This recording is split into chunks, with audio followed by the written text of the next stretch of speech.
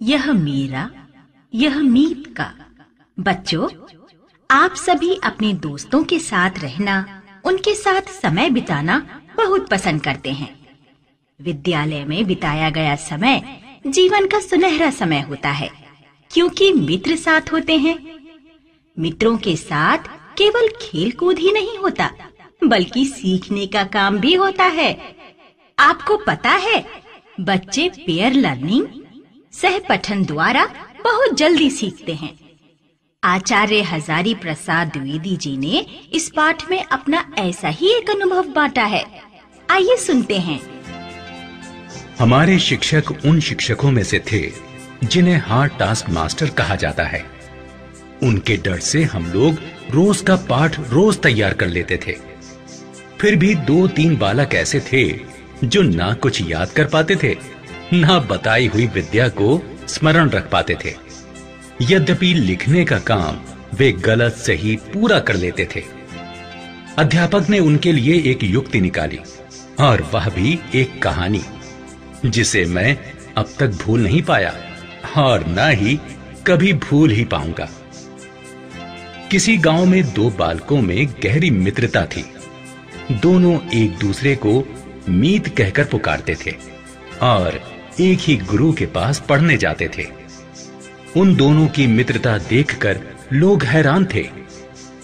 एक दरिद्र पिता का पुत्र था। न खाने के लिए पर्याप्त अन्न था, न पहनने के लिए कपड़े। किताब, कॉपी आदि की चर्चा तो दूर की बात थी। दूसरा धनी व्यापारी का पुत्र था। उसका घर सब तरह से भरा पूरा था। साथ ही उसके पास अपने मीत के लिए एक दिल भी था। और इस हृदय की प्रेरणा से ही एक दिन वह अपने पिता के सामने अड़ गया। यदि दरिद्रता के कारण मेरा मीत पढ़ लिख नहीं सकता, तो मैं भी नहीं पढ़ूंगा। उसकी तरह मैं भी अनपढ़ और दरिद्र ही रहूंगा। इस प्रकार उसने अपने मीत के खाने, पहनने और पढ़ाई लिखाई के सारे खर्चे की व्यवस्था अपने पिता से करा ली। कुछ वर्षों तक पढ़ लिख कर दूसरा बालक व्यवसाय में अपने पिता का हाथ बटाने लगा, लेकिन अपने मीत को वे सारे खर्च दिलाता रहा, जिससे वह निरंतर प्रगति करता गया।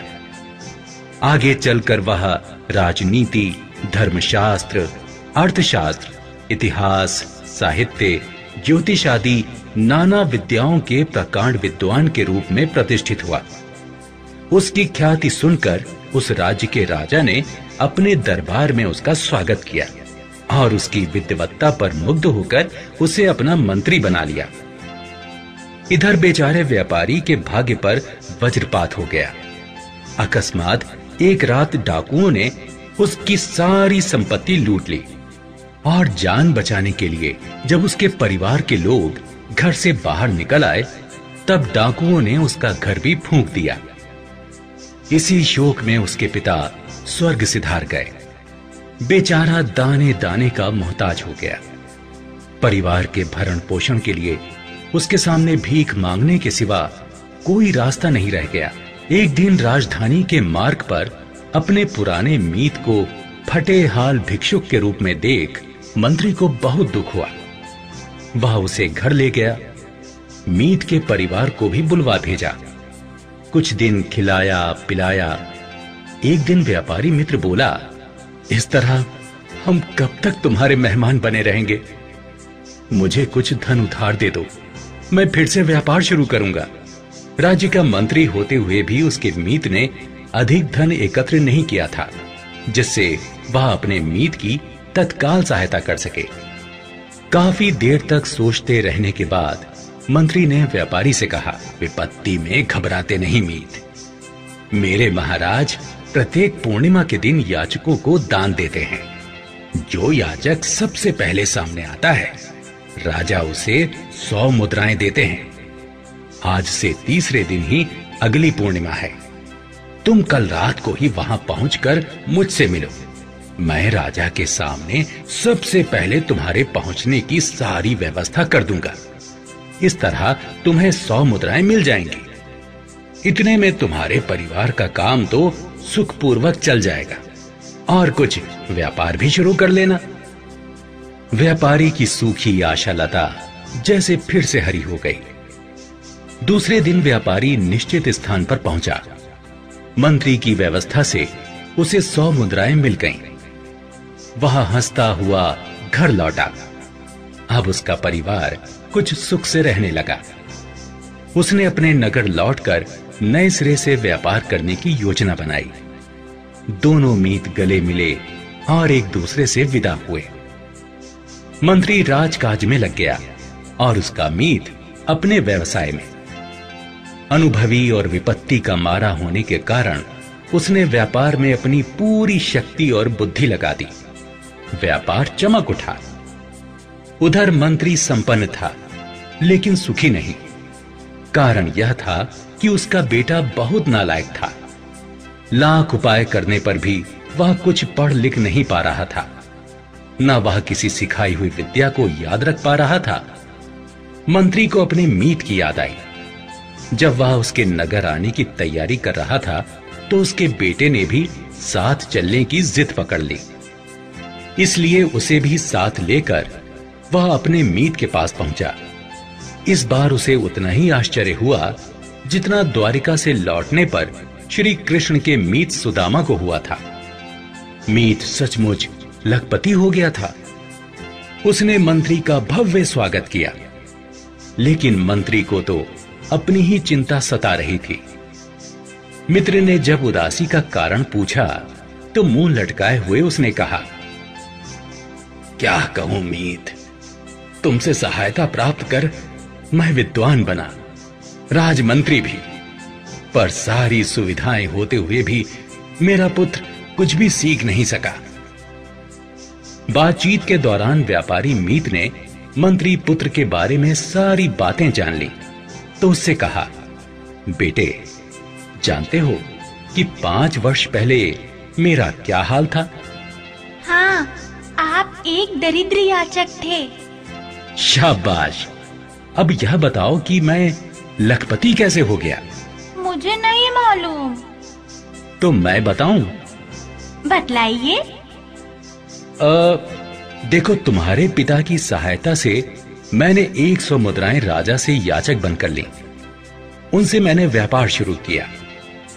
व्यापार में मैंने शक्ति, भक्ति और बुद्धि लगाई। लाभ होने लगा। हर बार मैं लाभ के 2 भाग कर देता और कहता, यह मेरा है, यह मेरे मीत का। मैं दोनों भागों को अलग अलग व्यापार में लगाता। इस तरह लाभ बढ़ता गया, व्यापार बढ़ाता गया। क्या समझा तुमने? मैं बनिए ने प्यार से उसे चूमते हुए कहा,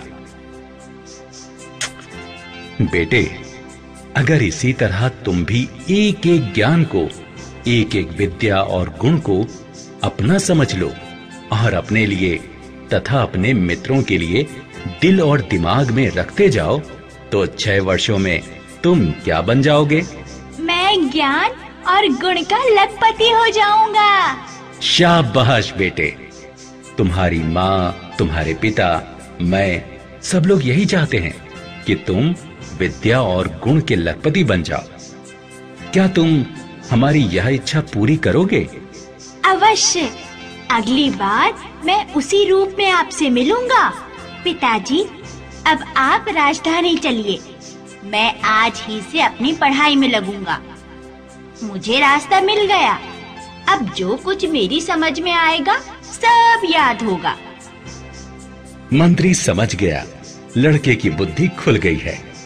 उसने मुस्कुराते हुए अपने मीत से विदा ली। राजधानी पहुंचकर उसका पुत्र अध्ययन में चौगुने उत्साह से लग गया। हर रोज वह जो कुछ सीखता मन ही मन अपने काल्पनिक मित्र को भी सिखाता। वह कहता, यह मेरा है, यह मेरे मीत का। इस तरह हर पाठ दोहराया जाता। लड़का मन लगाकर पढ़ने लगा। वह विद्याएं सीखता गया, अच्छे गुणों से संपन्न होता गया। 6 वर्ष बाद वह भी प्रकांड पंडित बन गया और आगे चलकर अपने पिता का उत्तराधिकारी बना। गुरुजी यह कहानी सबको सुनाते, विशेष रूप से उन शिष्यों को जिनका मन पढ़ाई में लगता ही नहीं था। इस सीधी सादी कहानी का सभी शिष्यों पर बड़ा प्रभाव पड़ता। सब में पढ़ाई लिखाई के प्रति एक नया उत्साह भर जाता। सब जी जान से पढ़ने लगते।